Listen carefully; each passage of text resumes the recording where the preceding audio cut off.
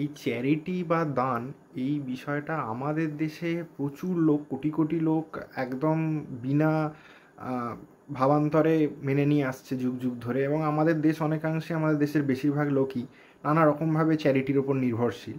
যদিও এক্ষেত্রে তারা অনেক ক্ষেত্রেই প্রাইভেট চ্যারিটি আর ওই সরকারের প্রকল্পকে গুলিয়েও ফেলেন, বা বিভিন্ন উদ্দেশ্যের কারণে, রাজনৈতিক উদ্দেশ্যের কারণে সচেতনভাবে হয়তো গুলিয়েও দেওয়া হয়।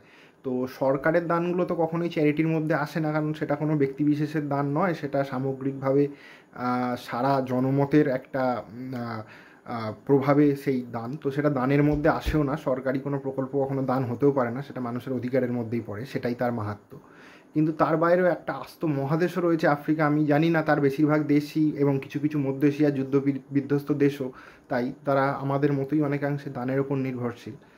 আমি জানি না সেখানকার দান সম্পর্কে মানুষের মনে কী ভাবনা আছে বা কীরকম পারসেপশান রয়েছে, পাবলিক পারসেপশান। কিন্তু আমাদের দেশের কথা বলতে পারি যে এটাকে ঠিক যেভাবে সাদা চোখে দেখা হয়, গ্লোরিফাই করা হয়, এর অন্যান্য সমস্ত অ্যাঙ্গেল আমি যদি ছেড়েও দিয়ে বলি, একটা সবথেকে পরিষ্কার অ্যাঙ্গেল যার মধ্যে কোনো রাজনীতি অর্থনীতির হিসেব নেই, সেটাও যদি আপনারা ভেবে দেখেন কেউ, যে ইংরেজিতে একটা প্রবাদ বাক্য আছে, যে প্রভাব, যে বেগার্স কান্ট বি চুজার্স। তো আমি জানি না বাংলায় এর একদম যথার্থ কোনো প্রবাদ বাক্য অনুবাদ রয়েছে কিনা, তর্জমা, যেটার মানে এরকম দাঁড়াবে যে ভিখারিদের অত বাজ বিচার থাকতে নেই। তো এইটার একটা বড় র্যামিফিকেশান বা তাৎপর্য রয়েছে, সেটা হচ্ছে যে এই ভিক্ষা কখনোই কিন্তু মানুষের ব্যক্তি স্বাতন্ত্র্যের বিকাশের পক্ষে সহায়ক নয়।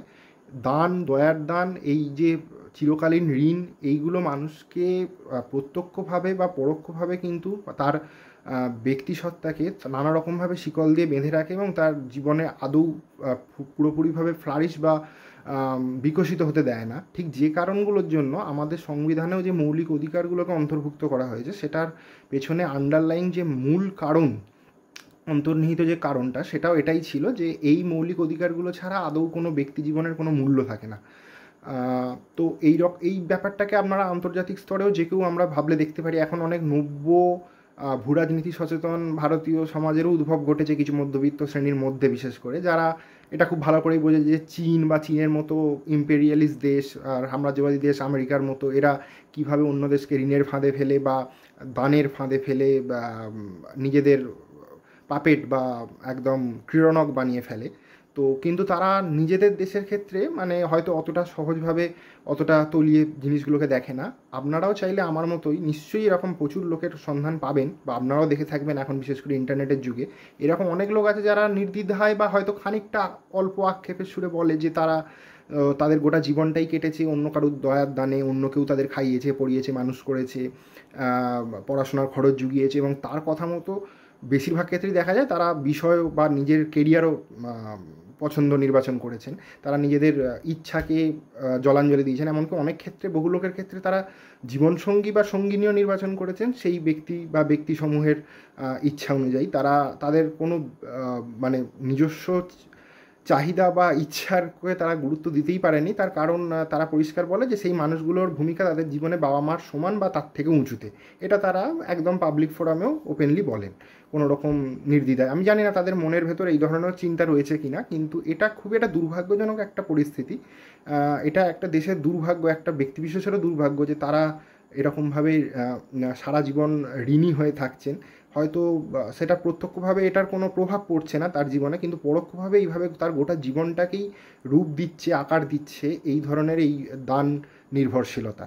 তো এটা খুবই দুর্ভাগ্যজনক একটা ব্যাপার। আমার মনে হয় অন্তত দানের অন্যান্য সমস্ত অ্যাঙ্গেল, যেগুলো যে কারা 100 কোটি মারলে তার মধ্যে 10 কোটি দান করে একটা সেফটি ভালভ হিসেবে, একটা মানুষের ক্ষোভ প্রশমিত করতে, যেটা আমরা খুব জ্বলন্ত উদাহরণ আমরা খুব সম্প্রতিও দেখলাম, দুজন ধনকুবের তার ছেলেদের বিয়ের ব্যাপারে ওরকম বৈভবের আর ঔদ্ধত্যের একটা বিকট প্রদর্শন কে জাস্টিফাই করার জন্য কীরকম পিআর ক্যাম্পেইন চালালেন তার আগে কয়েক বছর ধরে। অনেক সোশ্যাল মিডিয়া, জনপ্রিয় সোশ্যাল মিডিয়া হ্যান্ডেলকে পুরোপুরি কিনে ফেলে 180 ডিগ্রি বদলে দিয়ে কীরকম বিরাট লেভেলে পিআর ক্যাম্পেইন চললো, সেটা আমরা যারা একটু সমাজ মাধ্যমে সচেতন হওয়ার চেষ্টা করি তারা খুব ভালোভাবে প্রকটভাবে প্রথম থেকে দেখতে পেরেছি, বুঝতে পেরেছি।